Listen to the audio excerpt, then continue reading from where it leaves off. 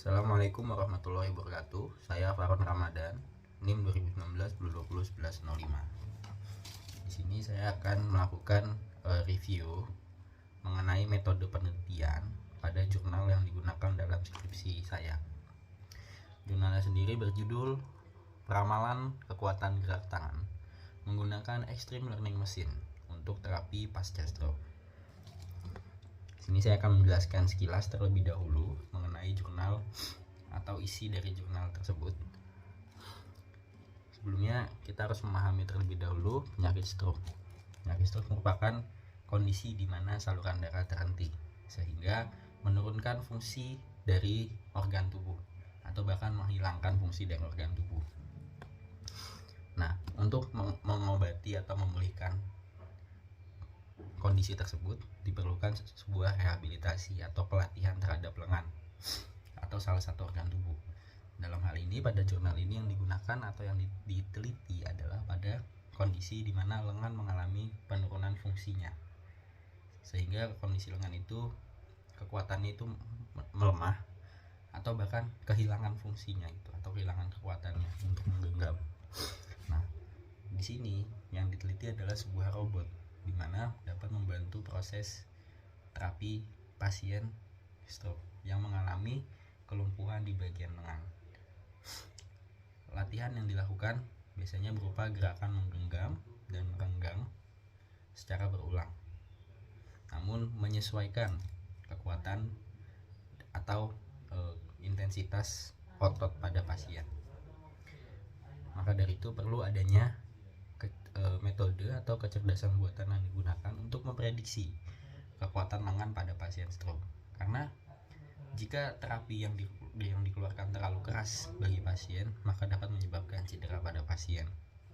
Sehingga perlu adanya sistem untuk mendeteksi intensitas kekuatan pasien, sehingga kekuatan yang dikeluarkan pada robot atau pada motor itu sesuai dengan kebutuhan pasien atau dengan kondisi pasien, sehingga pasien tidak mengalami cedera. Nah, kita langsung masuk ke metode penelitiannya. Subjek yang digunakan pada penelitian ini adalah 5 orang responden, orang yang memiliki kondisi tangan normal. Mereka akan melakukan pengambilan data dengan menggenggam dan merenggangkan tangannya. Untuk sampel yang digunakan adalah data yang sudah diambil. Jadi data berulang yang sudah diambil. Nah, untuk data penelitian yang digunakan pada penelitian ini adalah pengambilan data dari pasien yang sudah diekstraksi dan kemudian dijadikan sebuah model. Jadi pengambilan datanya itu berulang,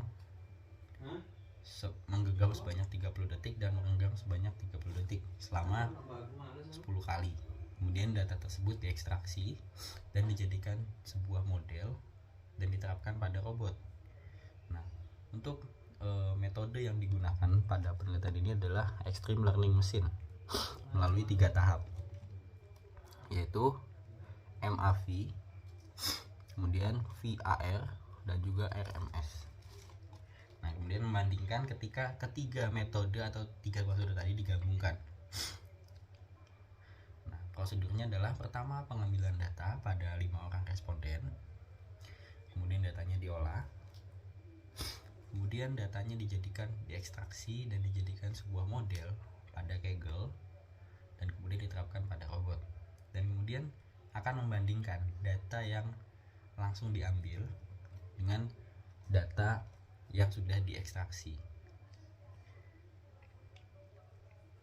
Nah, melalui metode ini didapatkan bahwasannya akurasi data menjadi sangat tinggi gitu, error persennya menjadi sangat rendah.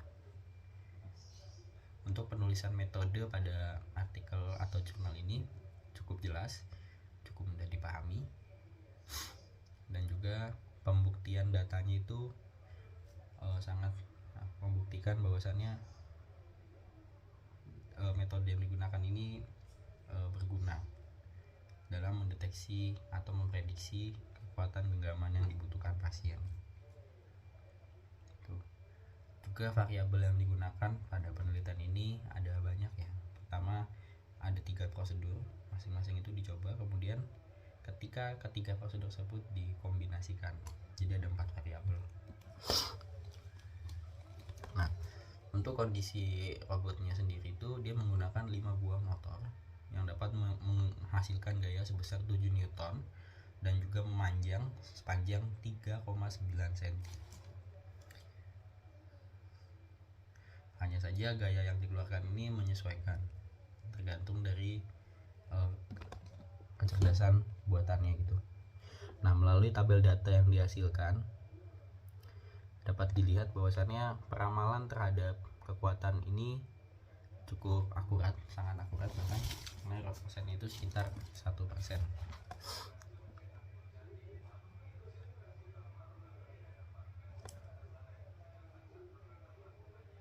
Seperti itu. Untuk instrumentasi yang digunakan pada penelitian ini adalah dinamometer untuk mendeteksi kekuatan genggaman dan juga sensor EMG untuk mendeteksi sinyal yang dikeluarkan oleh otot lengan. Ya. Data yang dianalisis pada penelitian ini adalah kekuatan gaya yang dikeluarkan oleh robot, akurasinya, dengan nilai pendeteksian pada sensor EMG. Jadi yang dinilai itu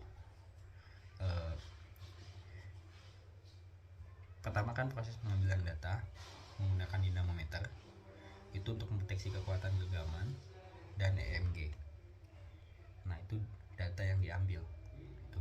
Kemudian data yang dibandingkan adalah kekuatan yang dikeluarkan oleh robot itu berdasarkan PWM-nya dan juga sinyal pada EMG-nya. Jadi kita melakukan analisis kekuatan gaya yang dikeluarkan oleh robot dan juga nilai yang dihasilkan oleh dinamometer berdasarkan sinyal yang dikeluarkan pada EMG.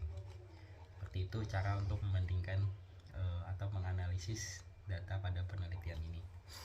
Sekian, terima kasih.